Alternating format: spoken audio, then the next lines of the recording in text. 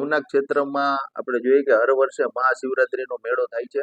ત્યારે સરકાર દ્વારા આ વખતે આ જે મહાશિવરાત્રીનો મેળો છે એમને ભવ્યથી ભવ્ય રીતે ઉજવવા માટે અને કરોડો રૂપિયા આમાં ખર્ચ કરી અને યાત્રિકોની સુવિધાઓમાં કોઈ કસર ન રહે એ માટે જાહેરાત કરવામાં આવી છે. પરંતુ આપણે જોઈએ કે બીજી તરફ એક બાજુ તંત્ર દ્વારા ખાલી મિટિંગો કરી સોશિયલ મીડિયામાં ફોટા વાયરલ કરવામાં આવે છે. પદાધિકારીઓ પણ ભવનાથ ક્ષેત્રમાં અને કચેરી ખાતે બેસી અને ફોટાઓ વાયરલ કરે છે, પરંતુ હજી સુધી આધિકારિક રીતે કોઈ પણ જાહેરાત કરવામાં નથી આવી કે અન્નક્ષેત્રથી માંડીને આપણે જોઈએ કે અન્નક્ષેત્ર ઉતારા મંડળ અને તમામ સાધુ સંતો યાત્રિકો માટે શું શું સુવિધાઓ કરવાની છે એની હજી કોઈ પણ જાહેરાત નથી. એની હિસાબે આપણે જોઈએ કે ઉતારા મંડળ વાળા અન્નક્ષેત્ર વાળાઓને ત્યારે એક મિટિંગમાં એવું નક્કી થયું હતું કે એને ફ્રીમાં તમામ વસ્તુઓ આપવામાં આવશે, પરંતુ અત્યારે ઉતારા મંડળના લોકો 10 દિવસ જેવો ટૂંકો સમય હોય એની રીતે તમામ વ્યવસ્થાઓ કરવા લાગ્યા છે.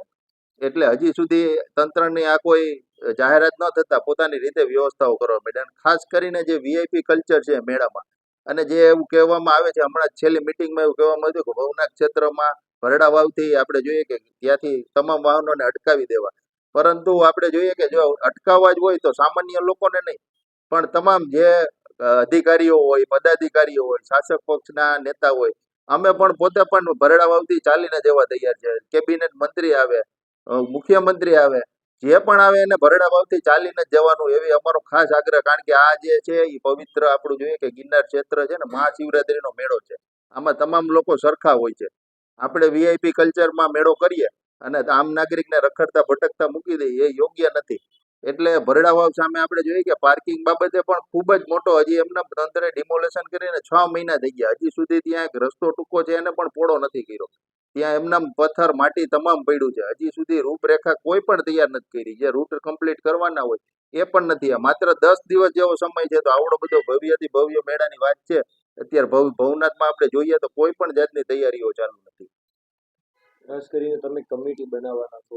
અમે કમિટી બનાવવાના છીએ કે મેળા બાબતે જે પણ કોઈ યાત્રિકોને કે અસુવિધા તંત્ર બાબતથી પડે તો અમે તાત્કાલિક એ બાબતે તંત્રનું ધ્યાન દોરી શકીએ. ક્યાંય પણ એવા અસુવિધા અને ભ્રષ્ટાચાર થતો હોય તો એમની પણ અમે તંત્રને ડાયરેક્ટ જાણ કરી અને મુખ્યમંત્રી ગાંધીનગર ખાતે પણ જે આ પૈસા વાપરવાના છે એમાં ક્યાંય પણ ભ્રષ્ટાચાર થતો હોય છે તો અમારા કાર્યકર્તાઓની કમિટી અમે બનાવવાના છીએ, એ તમામ ઉપર દેખરેખ રાખશે.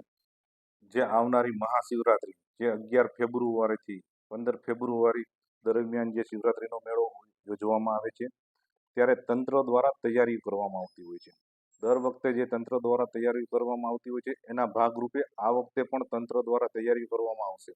અને વાત રહી રોડ રસ્તાની, તો રોડ રસ્તાની પણ કામગીરી પૂર્ણ થઈ ગઈ છે.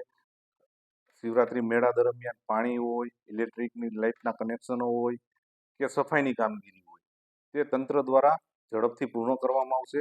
અને દર વખતે જે શિવરાત્રી મેળામાં આપતા હોય એના કરતાં પણ આ વખતે વધુ સુવિધા પણ આપવામાં આવશે. અને આ વખતે શિવરાત્રીનો મેળો છે જે ભવ્યથી ભવ્ય એનું આયોજન કરવામાં આવશે અને આવનારા યાત્રાળુઓ પણ એનો વધુમાં વધુ લાભ લે